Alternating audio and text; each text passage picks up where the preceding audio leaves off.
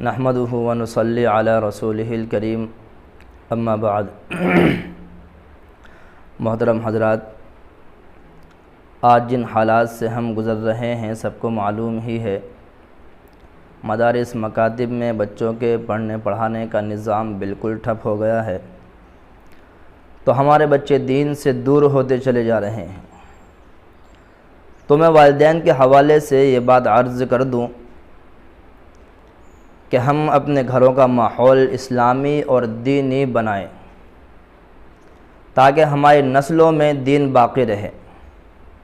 یاد رکھو، اگر ہم نے اسلام سے ہم نے موجودہ نسل کو دین سے محروم رکھا تو آنے والی نسلیں دین اسلام سے بالکل محروم ہو جائیں گی، جن کے ذمہ دار ہم ہوں گے۔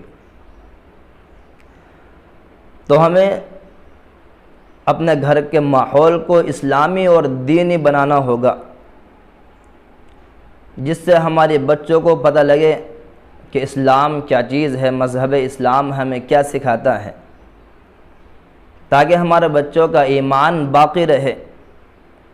آج ہم اپنے بچوں کو دعائیں یاد تو کرا دیتے ہیں، کھانے کی دعا یاد کرا دی، کھانے سے اٹھنے کی دعا یاد کرا دی، سو کر اٹھنے کی دعا یاد کرا دی، مسجد میں داخل ہونے کی دعا یاد کرا دی، لیکن اس کے اوپر عمل نہیں ہے۔ بڑے حضرات چھوٹوں کو یاد تو کرا دیتے ہیں، لیکن اس کے اوپر عمل ہمیں کرنا ہے، اور کب کہاں کیا دعا پڑھنی ہے وہ نہیں سکھلاتے۔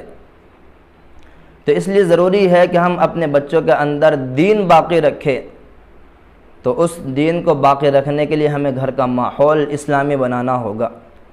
وہ یہ ہے کہ گھر کے بڑے اور چھوٹے سب حضرات اس بات کا تہیہ کر لیں کہ روز مرہ کی جو مسنون دعائیں ہیں ان کا ورد کرنا، ان کو یاد کرنا، ان کے اوپر عمل کرنا، اور دعائیہ کلمات کا بکثرت گھر کے اندر استعمال کرنا۔ مثال کے طور پر آپ اپنے بچوں کی اور بڑے حضرات بھی گھر کے اندر یہ ذمہ داریاں لگائیں کہ آج سو کر اٹھنے کی دعا فلاں بچہ پڑھے گا، اور زور سے پڑھے گا تاکہ سب کو یاد آ جائے۔ بلکہ سو کر اٹھنے کی دعا بڑے اپنے ذمہ لگائیں کہ صبح کو سو کر اٹھنے کی دعا میں پڑھوں گا انشاءاللہ، تو اس سے سب بچوں کو یاد ہو جائے گا۔ کھانے کے بعد کی دعا کسی بچے کے ذمہ لگائے کہ آج کھانے کے بعد کی دعا آپ کہلائیں گے، تو اس طرح بچوں کو بھی یاد رہے گا اور بڑوں کو بھی یاد رہے گا۔ ایسے ہی اس کے علاوہ جو دعائیہ کلمات ہیں مسلسل اس کا استعمال رکھیں۔ اس کی شکل یہ ہے کہ آپ نے جب گھر میں داخل ہوئے تو آپ سلام کو رواج دیں، السلام علیکم ورحمۃ اللہ وبرکاتہ۔ گھر سے نکلتے وقت آپ سلام کریں، گھر میں جاتے وقت آپ سلام کریں۔ یہ نہ سمجھے کہ ہم مرد ہیں اندر عورتیں ہیں، عورتوں کو ہم سلام نہیں کرتے، بلکہ شرم محسوس نہ کریں۔ اگر اپنے بچوں کو دین سکھلانا ہے، دین کی شبیہ ان کے دلوں کے اندر بٹھانی ہے، تو ضروری ہے کہ ہم اپنے گھر کا ماحول اسلامی بنائیں۔ گھروں میں سلام کا رواج عام ہو، چھوٹے بڑے ایک دوسروں کو سلام کریں۔ والدین اپنے بچوں کو اپنے سے مانوس کر کے رکھیں۔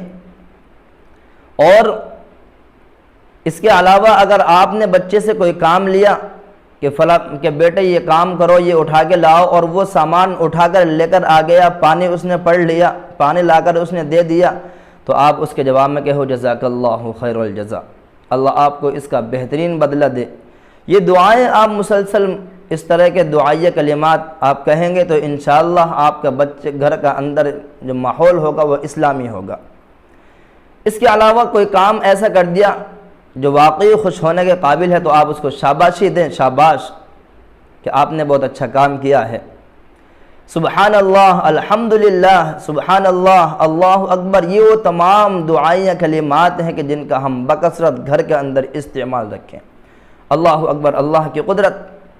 کھانا کھاتے وقت آپ بار بار اس چیز کا ورد کریں، الحمدللہ، سبحان اللہ۔ تو دعائیہ کلمات کا ہم استعمال کریں۔ کوئی چیز ہم سے گر گئی، ٹوٹ گئی، غائب ہوگی تو ہم وہاں فوراً کہیں انا للہ و انا الیہ راجعون۔ یہ وہ تمام دعائیہ کلمات ہیں جو ہم گھر میں استعمال کریں گے تو ہمارے گھر کا ماحول اسلامی ہوگا۔ تو اس لیے میرے والدین سے خاص طور پر یہ گزارش ہے کہ اپنے گھر کے ماحول کو اسلامی بنائیں، دعائیں یاد کرائیں، پھر ان کے اوپر عمل کرائیں۔ باقی بات انشاءاللہ اس گھر کے حوالے سے کہ گھر کے اندر اسلامی ماحول کا کلپ جاری رہیں گی۔ والسلام علیکم ورحمۃ اللہ وبرکاتہ۔